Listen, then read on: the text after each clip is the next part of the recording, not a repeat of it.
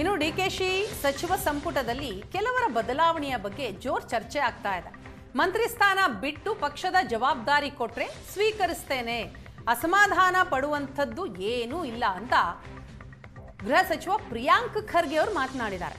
ಕೃಷ್ಣಪ್ಪ ಅನುಭವ, ಪ್ರಿಯಾ ಕೃಷ್ಣ ಯುವ ಉತ್ಸಾಹ ಪಕ್ಷಕ್ಕೆ ಬೇಕಾಗಿದೆ.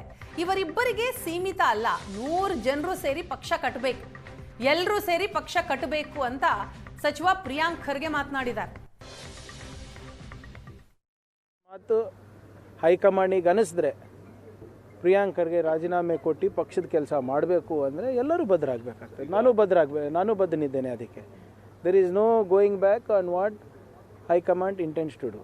ಆಯಿತಾ? ಈಗ ನೀವು ಇಲ್ಲ, ಒಂದು ನಿಮಿಷ ಅಭಿಯವರೇ, ನಾನೇನು ಹೇಳ್ತಾ ಇದ್ದೀನಿ ಅಂದರೆ ಪಕ್ಷ ನಿರ್ಧಾರ ತಗೊಳ್ಳಿ, ಯಾರಿಗೇನು ಜವಾಬ್ದಾರಿ ಕೊಡಬೇಕು. ನನಗೆ ನಾಳೆ ಪಕ್ಷದ ಜವಾಬ್ದಾರಿ ಕೊಡಬೇಕು ಅಂದರೆ yes, I have to take it up. ಈಗ ಪಕ್ಷದ ಆಶೀರ್ವಾದದಿಂದ, ಜನರ ಆಶೀರ್ವಾದದಿಂದ, ನಮ್ಮ ಕಾರ್ಯಕರ್ತರ ಆಶೀರ್ವಾದದಿಂದ ಇವತ್ತು ನಾನು ನಿಮ್ಮ ಮುಂದೆ ನಿಂತಿದ್ದೀನಿ.